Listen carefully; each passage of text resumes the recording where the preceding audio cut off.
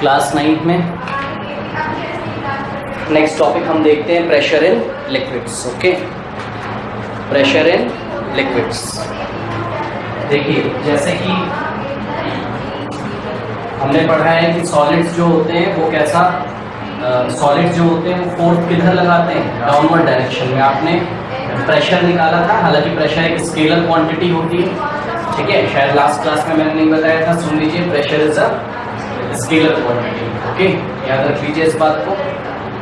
तो लिक्विड की एक प्रॉपर्टी होती है कि लिक्विड हर डायरेक्शन में फोर्स लगाता है। ओके, लिक्विड हर डायरेक्शन में फोर्स लगाता है। इवन ये देखिए, ये कोई कंटेनर हमने ले लिया है, ठीक है ना, इस कंटेनर में लिक्विड भरा हुआ है, ये इधर इधर इधर इधर इधर इधर हर डायरेक्शन में लिक्विड प्रेशर लगाता है। ओके, तो इस चीज को याद रख लीजिए, even in upward direction. Okay, solid ऐसा करता है क्या? नहीं। सॉलिड हाँ, सॉलिड का हमने वेट लिया था, तो अगर हम सॉलिड के प्रेशर की बात करेंगे तो केवल किधर करेंगे, कांटेक्ट एरिया पे, कांटेक्ट एरिया पे कि प्रेशर कितना लग रहा है, मतलब फोर्स का इफेक्ट कितना है। लेकिन liquids exerts pressure in all directions. Okay, ठीक है।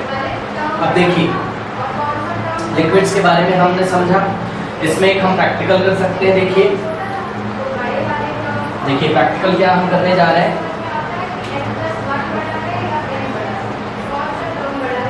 कि हमने इसमें कंटेनर एक लिया है, इसमें वाटर फिल किया हुआ है, ठीक है ना।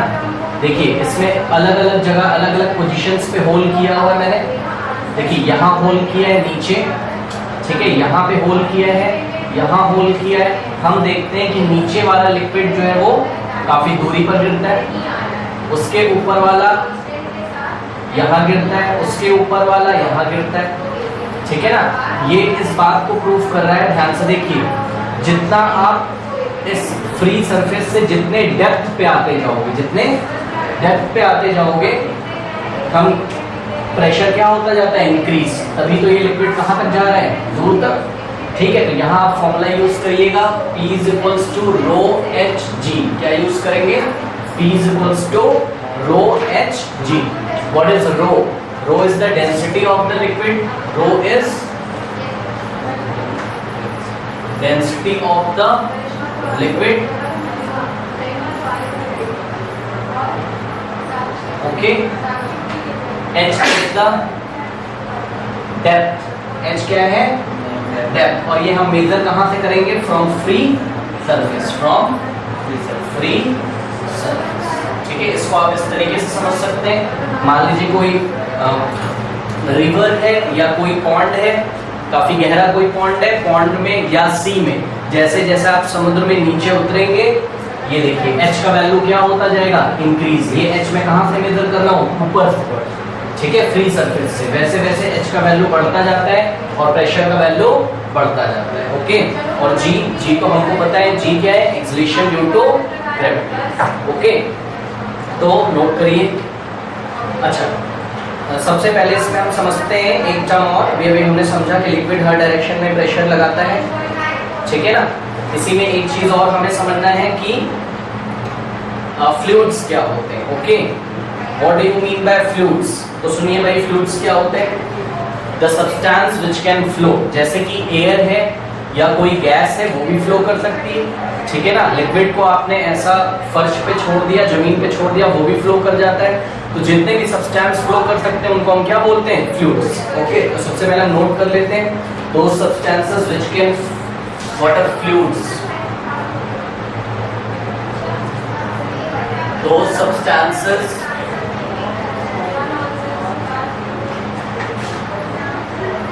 which can flow,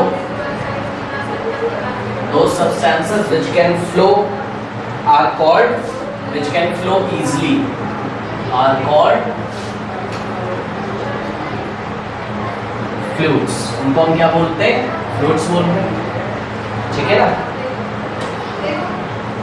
और अभी हमने क्या सीखा, लिक्विड भी क्या है, एक तरीके का फ्लूइड। क्यों? क्योंकि उसमें एक प्रॉपर्टी होती है क्या करने की, फ्लो करने की, ठीक है। तो नोट कर लेते हैं, a liquid which is also a fluid, liquid क्या करता है, हर डायरेक्शन में प्रेशर लगाता है, ठीक है। Liquid exerts pressure in liquid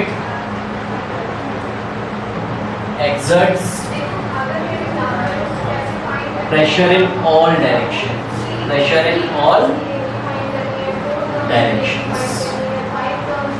even upward,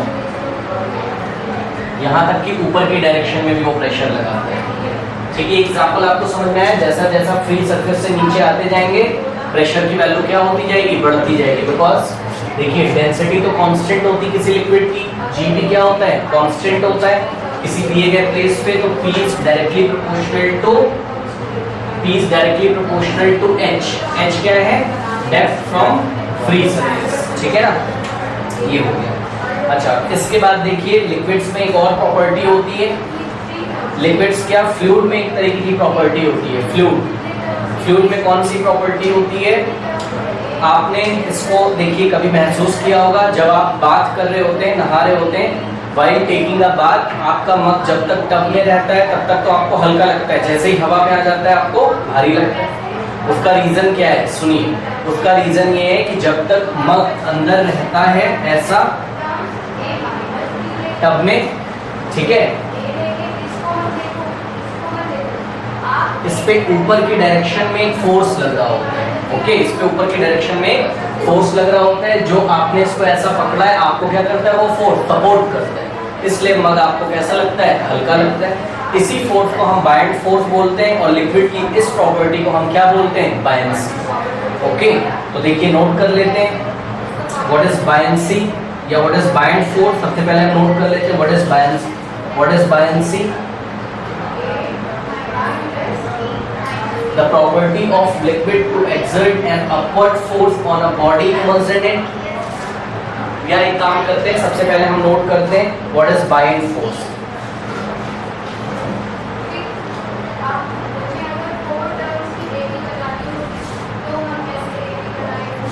When a body is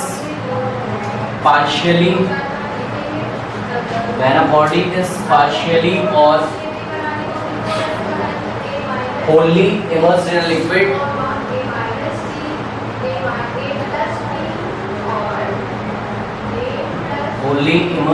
a liquid, an upward force acts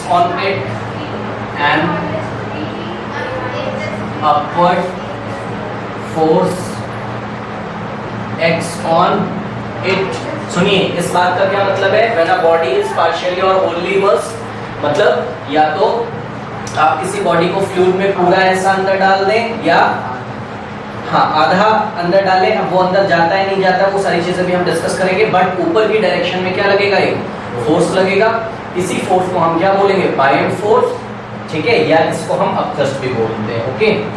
तो an upward force act on it, this upward force is known as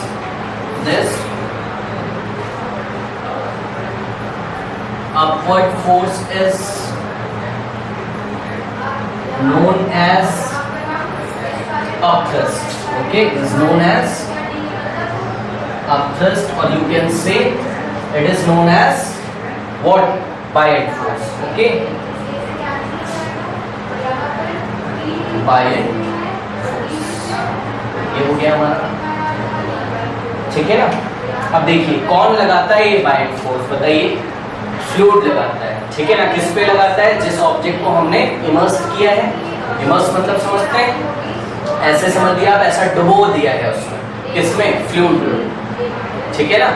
क्या हम पे upthrust लगता है, हम भी तो फ्लूइड में खड़े हैं, हम भी तो फ्लूइड में डूबे हुए हैं, एयर में, हाँ लगता है, लेकिन उसको भी हम डिस्कस करेंगे। लगता है तो हम ऐसा ऊपर क्यों नहीं आते, ठीक है ना, मग तो ऊपर आ जाता है, ऐसा हम क्यों नहीं आते, उसको भी हम डिस्कस करेंगे, ओके। अच्छा, ये लिक्विड जो ऑब्जेक्ट पे फोर्स लगाता है, इस प्रॉपर्टी को हम क्या बोलते हैं, इस प्रॉपर्टी को हम बोलते हैं बायंस, ओके। तो नोट कर लीजिए, the property of liquid to exert an upward force,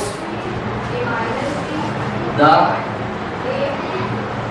property of body sorry not body, the property of liquid, है ना, लिक्विड लगाते हैं ना ये, तो the property of liquid to exert an upward force on an upward force on a body immersed in it is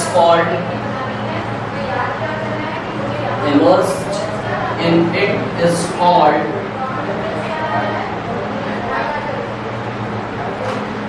buoyancy. Okay, देखिए तो buoyancy क्या होती है, जैसे कोई आदमी देखिए भाई ईमानदार या बेईमान होता है, उसकी क्या होती है, प्रॉपर्टी होती है। उसी तरीके से लिक्विड की भी एक प्रॉपर्टी होती है कि ऊपर की डायरेक्शन में ऑब्जेक्ट पे क्या लगाता है, फोर्स। कौन से ऑब्जेक्ट पे, जिस ऑब्जेक्ट को इस लिक्विड में क्या किया गया, इमर्स किया गया, या तो फुल्ली इमर्स किया गया या तो पार्शियल। ओके, अब देखिए इसमें कुछ हम एग्जांपल्स लेते हैं। नंबर 1 एग्जांपल है pushing a tin can. Tin का एक जो कोल्ड ड्रिंक आप पीते हैं, टिन का जो कैन आता है, उस कैन को आप वाटर में ऐसा पुश करते हैं, तो आप क्या देखते हैं, जैसे जैसे आप उसको नीचे ऐसा पुश करते जाते हैं, आप देखते हैं ऊपर की डायरेक्शन में क्या महसूस होता है आपको, एक फोर्स। तो वो कौन सा फोर्स है, अपथ्रस्ट है या बायंट फोर्स है। इसी में हम एक और एग्जांपल ले लेते हैं।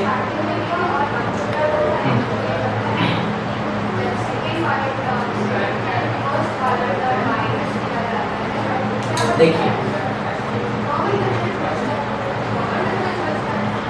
आपने स्प्रिंग को दबा के देखा है कभी ऐसा, जैसे जैसे आप स्प्रिंग को दबाते जाते हैं, स्प्रिंग में एक रीस्टोरिंग फोर्स बनता जाता है। रीस्टोरिंग फोर्स का मतलब समझ रहे हैं, आप ऐसा ऐसा दबाओगे, उसके मॉलिक्यूल्स ऐसा ऐसा क्या आएंगे, पास आएंगे, पास आएंगे, पास आएंगे, पास आएंगे, और जैसे ही आप उसको छोड़ते हो ऑपोजिट डायरेक्शन में एक फोर्स लगता है। ठीक इसी तरीके से जब किसी ऑब्जेक्ट को आप यहाँ भी आपने रखा, उसको ऐसा आप दबा रहे हो, ऐसा आप दबा रहे हो, ऐसा आप, जैसे जैसे आप नीचे ले जाते हैं वैसे वैसे क्या डेवलप होता है, बायंट फोर्स। बायंट फोर्स का वैल्यू वैसे वैसे ज्यादा होता जाता है, ज्यादा होता जाता है और ज्यादा होता जाता है। एक टाइम ऐसा आता है जब इस बायंट फोर्स की वैल्यू क्या हो जाती है, कांस्टेंट, फिर वो बढ़ता नहीं है। जितना बायंट फोर्स बनना होता है बन जाता है, ठीक है ना। और जैसे ही आप अपना हाथ ऐसा हटाते हो तो जो भी ऑब्जेक्ट है वो कहाँ आ जाता है, ऊपर। जैसे कि कॉर्क, लकड़ी का कॉर्क आपने ऐसे रखा, उसको ऐसा दबाया दबाया और नीचे गया और नीचे गया और नीचे गया, कॉन्टिन्यूसली क्या डेवलप हो रहा है, बायंट फोर्स। ओके, वो अपनी एक मैक्सिमम वैल्यू तक जाता है, और जैसे ही आप हाथ हटा लेते हैं, आपने तो फोर्स लगाना छोड़ दिया, तो जितना बायंट फोर्स डेवलप हुआ है उसकी डायरेक्शन कौन सी है, अपवर्ड, वो ऐसा झटका मार देता है और बॉडी कहाँ जाती है, बाहर। ओके, इस तरीके से हम बोल सकते हैं कि अगर किसी बॉडी को आपको इमर्स्ड रखना है कॉन्टिन्यूसली, जैसे कि कॉर्क को, तो लगातार आपको क्या लगा के रखना पड़ेगा, एक external force. Okay, external force किस लिए, to balance the net upward force. Upward force को बैलेंस करने के लिए हमें फोर्स कॉन्टिन्यूसली लगा के रखना पड़ता है। अच्छा, ठीक है। इसके बाद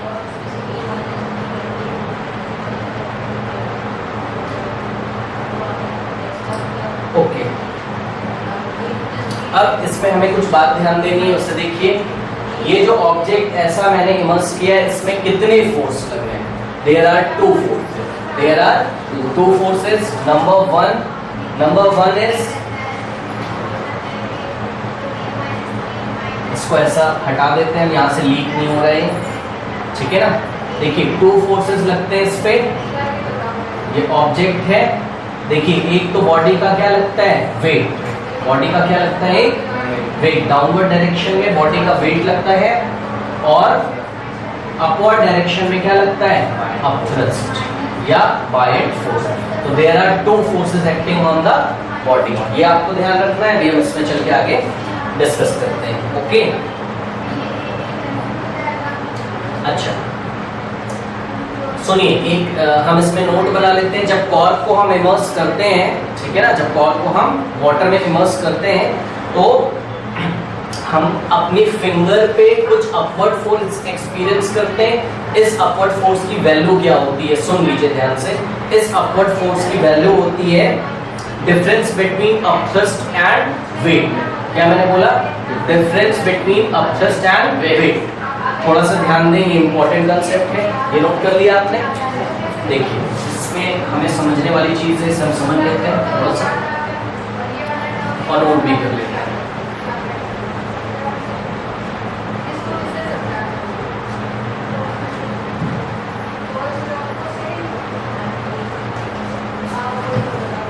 देखिए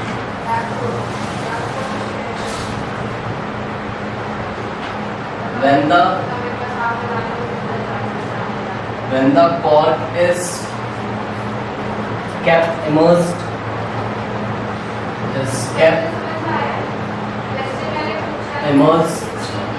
our fingers experience an upward force. Our fingers experience an upward force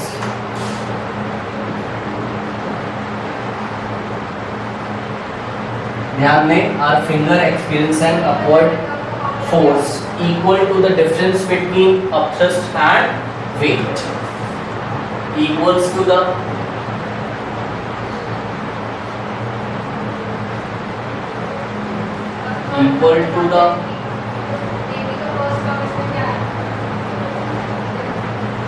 difference between upthrust and weight, upthrust and weight। Okay, इसको ध्यान दें थोड़ा सा। आपने कॉर्क को ऐसा हाथ ऐसा अंगूठे से दबाया, आपको अपने फिंगर पे क्या लगता है? एक तरीके का फोर्स एक्सपीरियंस होता है। तो उस फोर्स की वैल्यू किसके इक्वल होती है? उस अपवर्ड फोर्स की वैल्यू होती है, आपको डिफरेंस निकालना पड़ेगा अपथ्रस्ट और बॉडी के वेट में। अपथ्रस्ट और बॉडी के वेट में जितना नीचे ऐसे ले जाएंगे आप, जितना नीचे ले जाएंगे उतना ज्यादा आपको अपवर्ड फोर्स महसूस होगा, क्योंकि जितना नीचे ले जाएंगे आप प्रेशर की वैल्यू बढ़ेगी, तो अपथ्रस्ट फोर्स की वैल्यू उतनी ज्यादा बढ़ती जाएगी और बॉडी का वेट तो क्या रहेगा? कांस्टेंट। बॉडी का वेट कांस्टेंट रहेगा। क्यों कांस्टेंट रहेगा? क्योंकि जितना मास है और एक्सेलरेशन ड्यू टू ग्रेविटी वहां चेंज नहीं हो रहा है, m/g चेंज नहीं होगा, तो जो वेट है वो तो है, लेकिन आपको अपैरेंट वेट अलग लगता है, वो हल्की लगती है। वही मैं बताने जा रहा हूँ, वो हल्की क्यों लगती है। सुनिए जरा ध्यान से, इधर देखिए,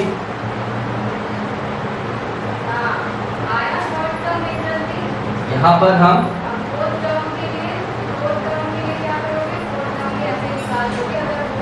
ये देखिए ऐसे बना लीजिए, इसको समझ लीजिए। सपोज बॉडी का वेट कितना लग रहा है? W नीचे, ठीक, और बाइंड फोर्स कितना लग रहा है? FB ऊपर। तो आपको फोर्स कितना एक्सपीरियंस होगा? दोनों का डिफरेंस,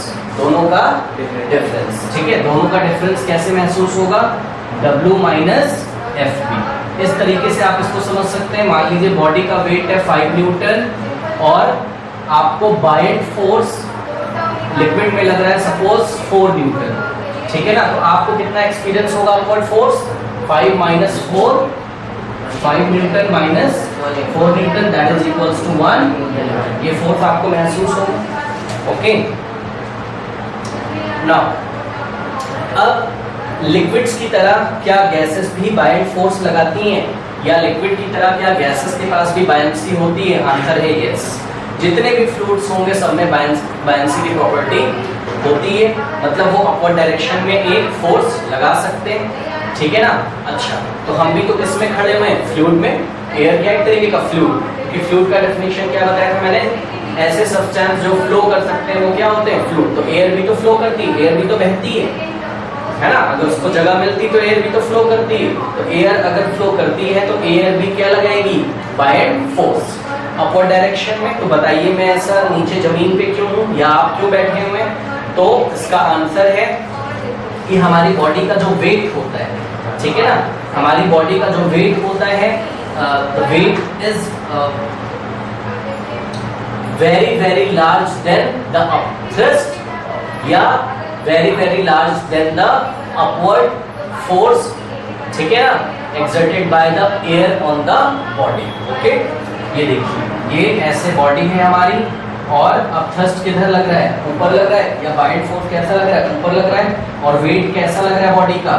नीचे। But weight is very greater than buoyant force, तो वी कैन से दैट कि buoyant force can be negligible as compared to our body's weight. That's why we do not feel any type of buoyant force. Okay, तो इसको note कर लेते हैं. देखिए, like liquids, gases also have the property of buoyancy. Like liquids, gases have also the property of buoyancy.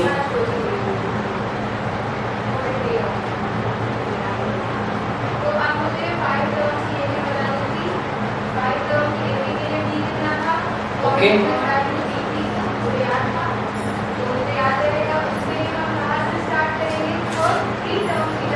That is body immersed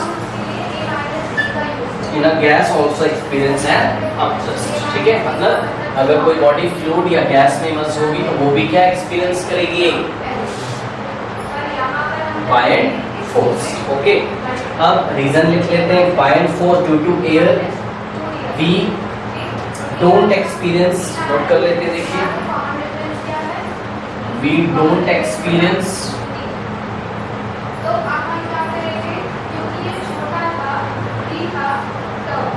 buoyant force due to air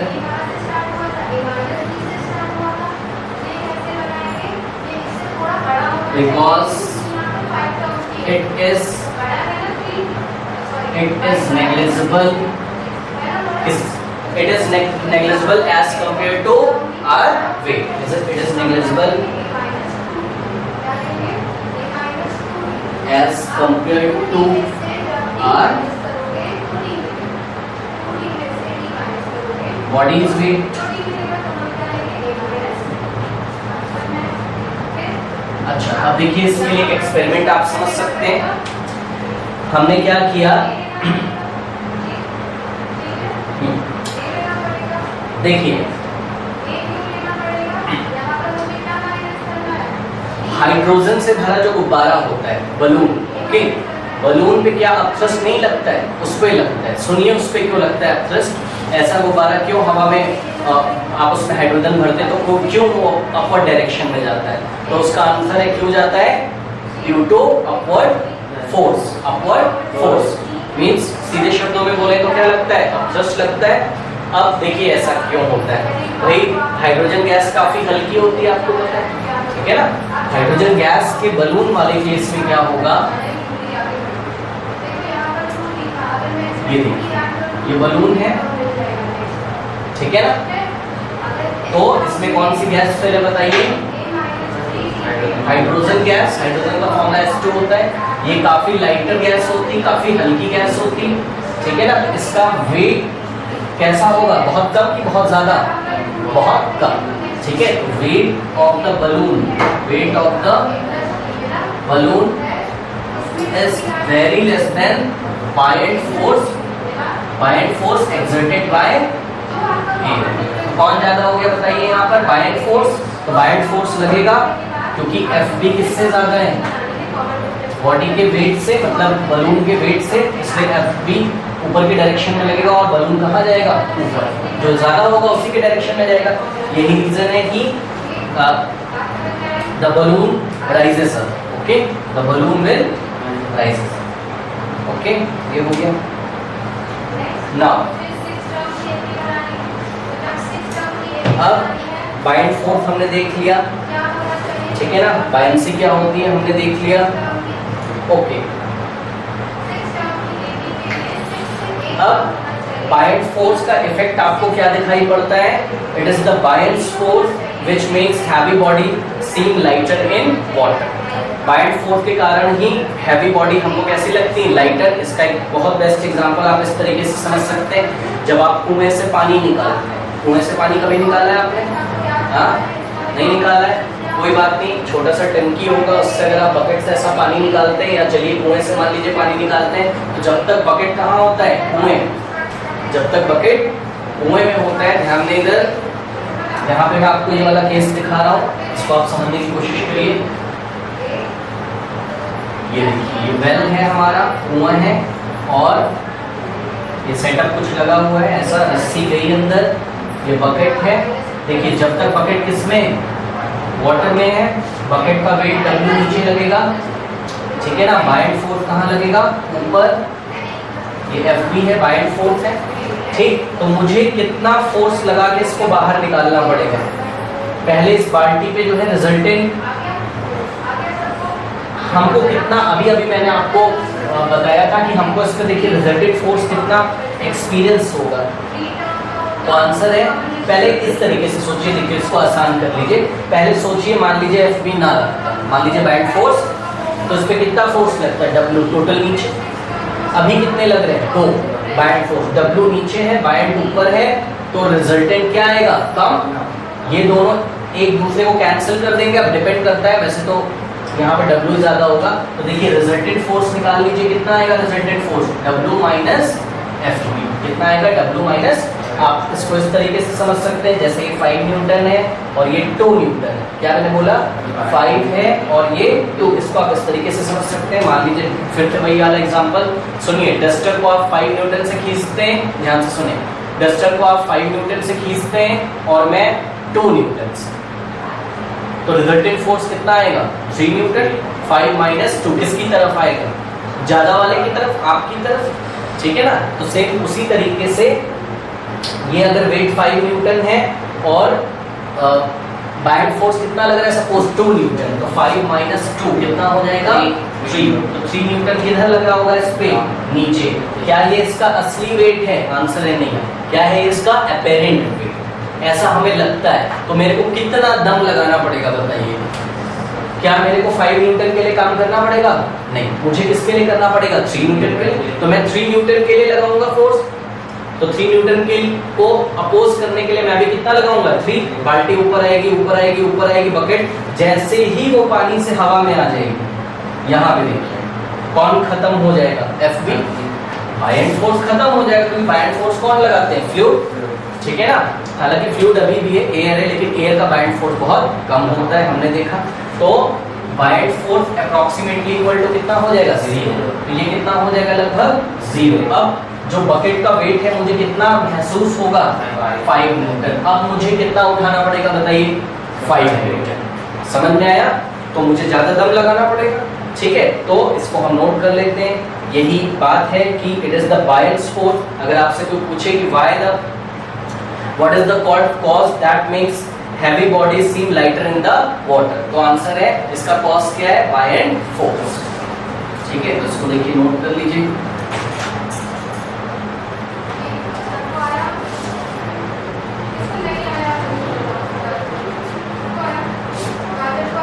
It is the buoyant force.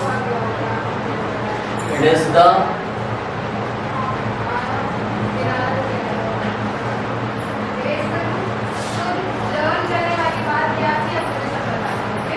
buoyant force which makes heavy objects, which makes heavy objects seem lighter in water, seem lighter in water, okay. Now अब हम discuss करने जा रहे हैं what is the cause of buoyant force, okay. what is the cause, जैसे जैसे हम नीचे जाते हैं, जैसे जैसे हम नीचे जाते हैं सरफेस से, जैसे जैसे डेप्थ पे जाते हैं, प्रेशर क्या होता है, इंक्रीज होता है। प्रेशर क्या होता है, इंक्रीज होता है। तो पहले इसको नोट कर लेते हैं, इसी के बिहाफ पे हम समझेंगे cause of buoyant force, cause of buoyant force, buoyant force का कारण क्या है, ओके। पहले इसमें एक नोट बनाइए, and the note is the pressure exerted by a liquid increases, the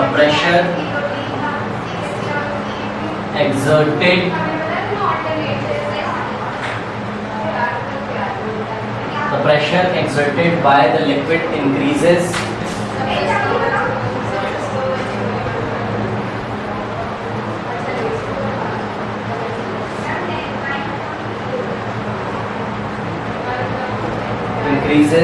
with depth increases with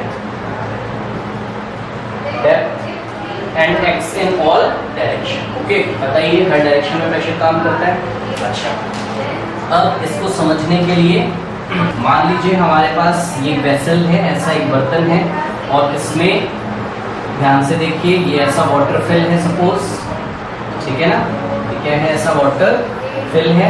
यहाँ पर हमने एक ब्लॉक रखा हुआ है, ठीक है। चलिए मुझे बताइए, देयर आर टू सरफेस, ये ब्लॉक ऐसा मैंने रखा है, ठीक, ऐसा। इस ब्लॉक का एरिया टॉप वाला ये है और नीचे वाला भी ये है, तो सपोज इसको हम A मान लेते हैं, कितना, A, ठीक। ध्यान से देखिए ये वाला ऊपर से कितने हाइट, कितने डेप्थ में है, H1, और नीचे वाला सरफेस कितने डेप्थ में है, H2। तो किसका डेप्थ ज्यादा है बताइए, नीचे वाले का। और अभी अभी हमने फॉर्मूला पढ़ा था कि pressure is equals to rho h g, मतलब जो ज्यादा डेप्थ पे होगा उसका प्रेशर ज्यादा होगा। तो बताइए टॉप वाले पे ज्यादा प्रेशर लग रहा होगा या डाउन वाले पे, डाउन वाले पे, ठीक। तो सपोज हमने अज्यूम किया कि टॉप वाले पे प्रेशर कितना लग रहा है, P1, और डाउन वाले सरफेस पे प्रेशर कितना लग रहा है, P2।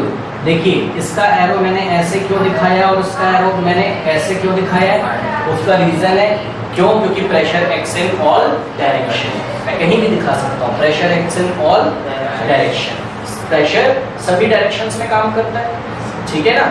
अच्छा, आप देखते हैं जो एरिया इसका है वही एरिया इसका है, तो सपोज एरिया कितना है, टॉप का भी एरिया कितना हो जाएगा A, और बॉटम का भी एरिया कितना हो जाएगा A, और आपने फॉर्मूला पढ़ा है pressure is equals to force by area, cross multiplication करेंगे तो force is equals to pressure into area. तो यहाँ पे देखिए फोर्स निकालिए, टॉप वाले सरफेस पे कितना आ जाएगा, F1 P1 इनटू A, और बॉटम पे फोर्स निकालिए कितना आ जाएगा, F2 is equals to P2 into A।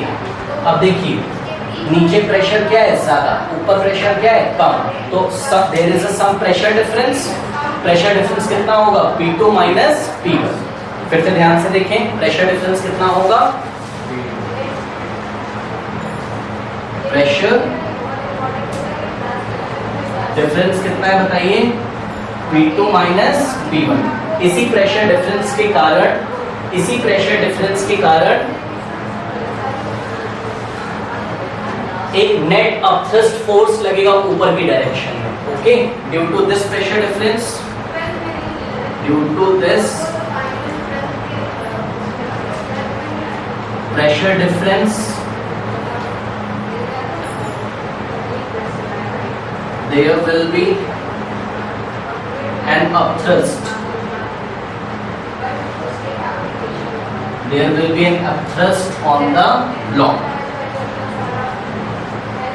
देखिए ब्लॉक पे कितना अपथ्रस्ट फोर्स लगेगा, there will be an upthrust force on the block. Force का फॉर्मूला क्या होता है बताइए, प्रेशर इनटू एरिया, ठीक है ना। तो टोटल प्रेशर डिफरेंस कितना आ रहा है, P2 माइनस P1, और एरिया कितना है A, ठीक है। तो ये नेट फोर्स लगेगा कौन सी डायरेक्शन में, अपवर्ड डायरेक्शन, और यही क्या है, अपथ्रस्ट है। अब यहाँ पे आप एक काम कर सकते हैं, ध्यान से सुनिए, एक लेमिना लीजिए, लेमिना समझते हैं,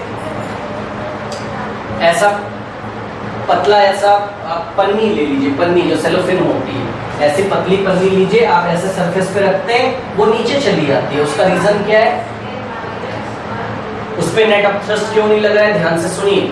ये देखिए पतली सी पन्नी, आप अगर ध्यान से देखें, ये देखिए ये ब्लॉक है, यहाँ पानी ऐसे भरा हुआ, यहाँ से यहाँ तक H1 और यहाँ से यहाँ तक H2, हाइट का डिफरेंस है, इसलिए प्रेशर का क्या होगा, डिफरेंस होगा। लेकिन अगर मैं पतली सी पन्नी ले लूं, ऐसा दिख रहा है, पतली सी पन्नी दिख रही है, बताइए वाटर के सरफेस से, वाटर के फ्री सरफेस से जितनी ऊंचाई पर, जितनी हाइट पर ये वाला सरफेस है, लगभग उतनी हाइट पे नीचे वाला सरफेस है। कोई डिफरेंस है क्या इसमें, तो बताइए हाइट का कोई डिफरेंस है क्या, तो प्रेशर का कोई डिफरेंस आएगा क्या, नहीं। और प्रेशर का डिफरेंस अगर जीरो होगा, P2 माइनस P1, प्रेशर का डिफरेंस अगर जीरो होगा तो अपथ्रस्ट भी कितना हो जाएगा, जीरो। इसलिए जो लेमिना होती है वो कोई भी फोर्स एक्सपीरियंस, कोई भी अपथ्रस्ट फोर्स एक्सपीरियंस नहीं करती है, ठीक है ना। इसको नोट करना हो तो आप नोट कर लीजिएगा। उसके बाद इसमें हम लोग डिस्कस करते हैं। ओके, ये हो गया, ठीक है। अच्छा, एक चीज और इसमें मुझे डिस्कस करना है। देखिए, क्या इसमें साइड में ऐसे फोर्स नहीं लग रहे होंगे? हर डायरेक्शन में फोर्स लगते हैं, सॉरी प्रेशर लगता है। ये जो प्रेशर लग रहा है भाई, ब्लॉक पे ऐसे भी तो लग रहा होगा और फ्लूइड ऐसे भी तो लगा रहा होगा। तो ये जो साइडवेज प्रेशर लग रहा है, ये जो साइडवेज प्रेशर लग रहे हैं, ये एक दूसरे को क्या कर देते हैं? न्यूट्रलाइज कर देते हैं, कैंसिल कर देते हैं। जैसे कि देखिए, ये देखिए, इसके 1 यूनिट एरिया पे 5 न्यूटन मैंने इधर से लगाया और 5 न्यूटन मैंने इधर से लगाया, इस पर रिजल्टेंट कितना हो जा रहा है? 0। ठीक है, तो इसको हम लोग नोट कर लेते हैं, नोट कर लीजिए।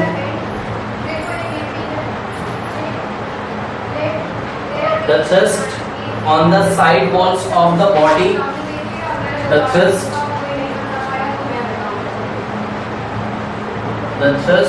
on the side wall, on the side walls of the body get neutralized या gets cancelled, gets cancelled लिख दो या gets neutralized।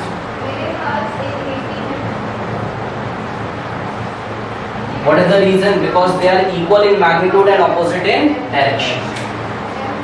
समझ लो, ये जो ऐसा मग रखा है मैंने, यहाँ ब्लॉक रखा है, इधर से जो थ्रस्ट पर यूनिट एरिया और इधर से जो थ्रस्ट पर यूनिट एरिया लगना होगा वो इक्वल इन मैग्नीट्यूड होगा और ऑपोजिट इन डायरेक्शन। ओके, क्यों इक्वल इन मैग्नीट्यूड होगा? देखिए, इसको देखिए, ये वाले थ्रस्ट को देखिए, ये ऊपर से जितनी हाइट पे है, ये वाला थ्रस्ट भी ऊपर से उतने हाइट पे, मतलब ये प्रेशर इक्वल, कैंसिल, ये प्रेशर कैंसिल।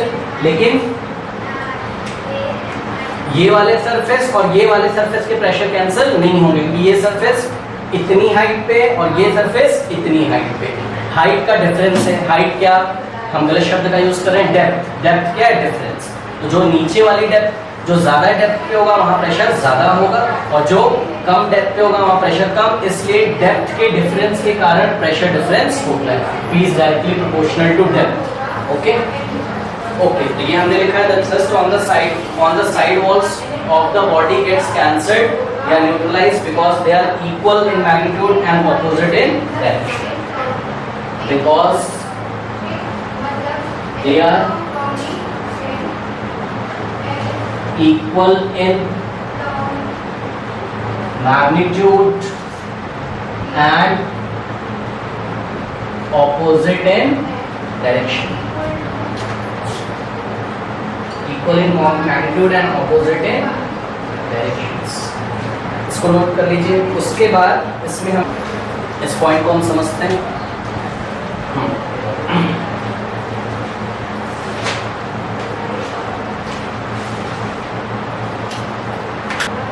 एक एम्प्टी टिन का कैन लीजिए जिसमें आप कोल्ड ड्रिंक पीते हैं, वैसा एक एम्प्टी होना चाहिए, अंदर से खाली होना चाहिए। आप उसको, ये देखिए वाटर का ऐसे सरफेस है ये, ठीक है ना, ये एम्प्टी टिन आपने लिया कैन, ये देखिए आपने पहले इसको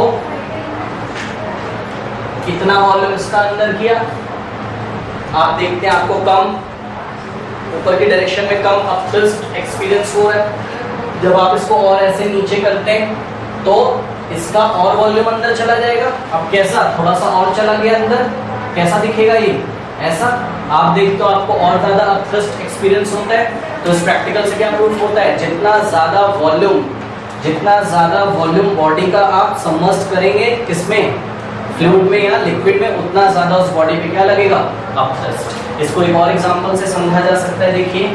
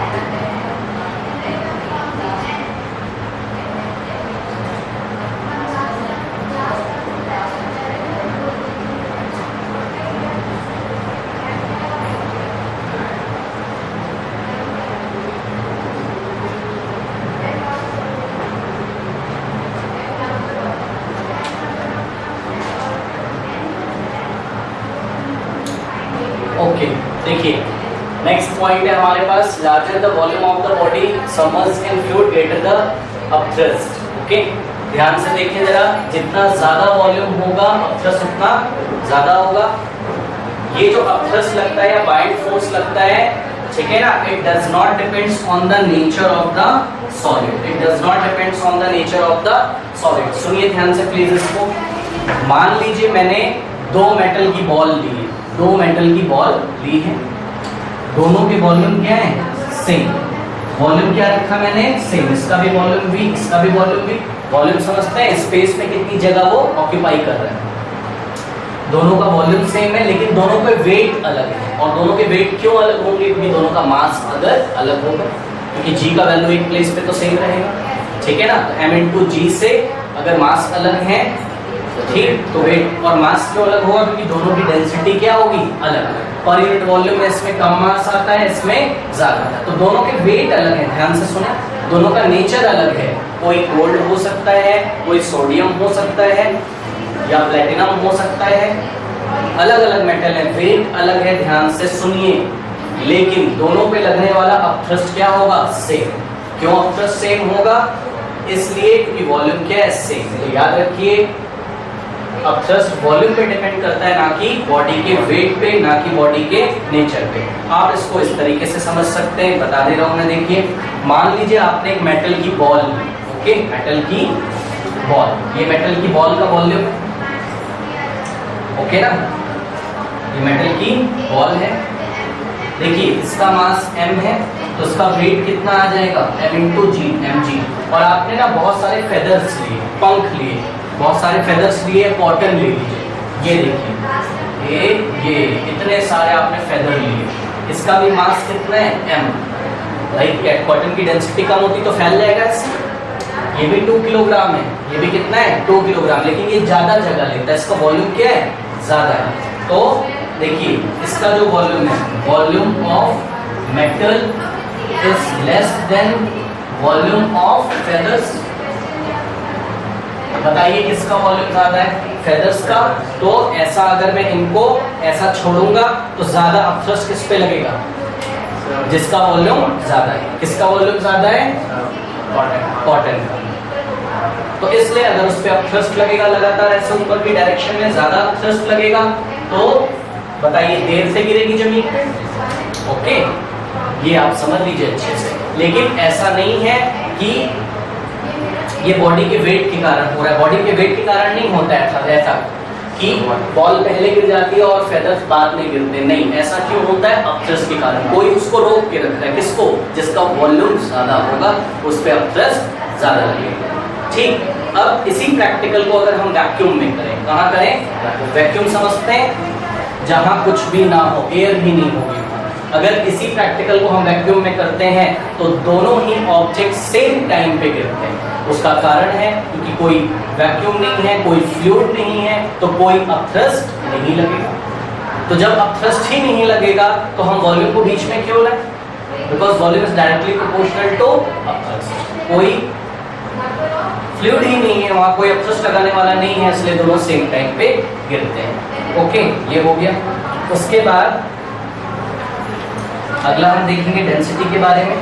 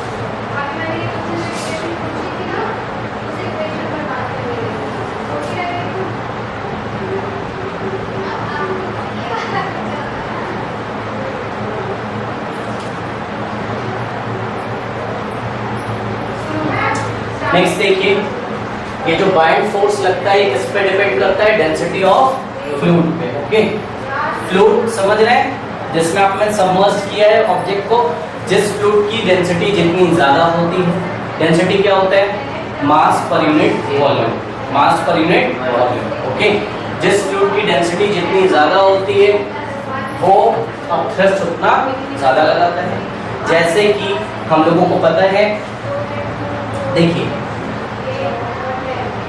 मान लीजिए कि मैं एक प्रैक्टिकल करता हूं, मैंने कॉर्क लिया, कॉर्क ए को वाटर में लिया और कॉर्क बी को ग्लिसरीन में लिया। ओके, ग्लिसरीन, ग्लिसरीन की डेंसिटी वाटर से क्या होती है? ज्यादा। Rho of glycerin is greater than density of water. तो बताइए कॉर्क में ज्यादा बाइंड फोर्स किस पे लगेगा?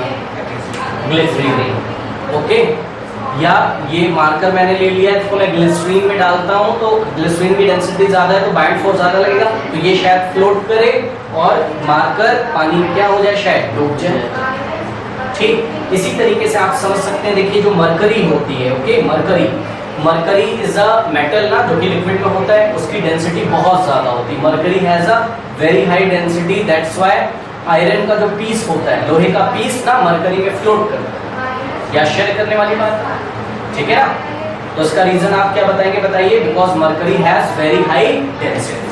कोई डाउट है? बताइए, तो नोट कर लीजिए इसको। देखिए, mercury is a liquid very high density. Okay, iron block, iron block floats in mercury. What is the reason? Yes, density of rho मतलब density of iron mercury is very high. अच्छा सुनिए, और reason सुनिए, क्या reason है कि हम समुद्र के पानी में, सी वाटर में आराम से तैर लेते हैं? डेंसिटी बहुत ज्यादा होती है उसकी। ओके, सॉल्टी वाटर होता है, इसको आप नोट कर लीजिएगा, ठीक है ना? It is easier to swim in sea water, it is easier to swim in sea water. के समुद्र में तैरना आसान है, क्यों? Because sea water exerts a greater buoyant force, because sea water exerts a greater buoyant force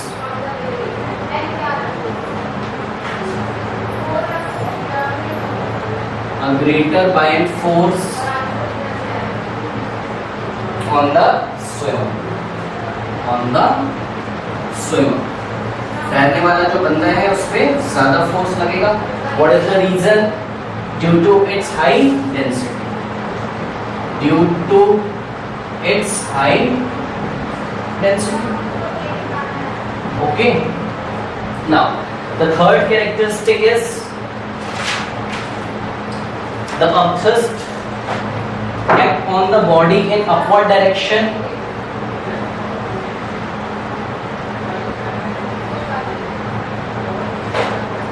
चलिए ये point हम बाद में डिस्कस करेंगे। ओके, ये नोट कर लीजिए।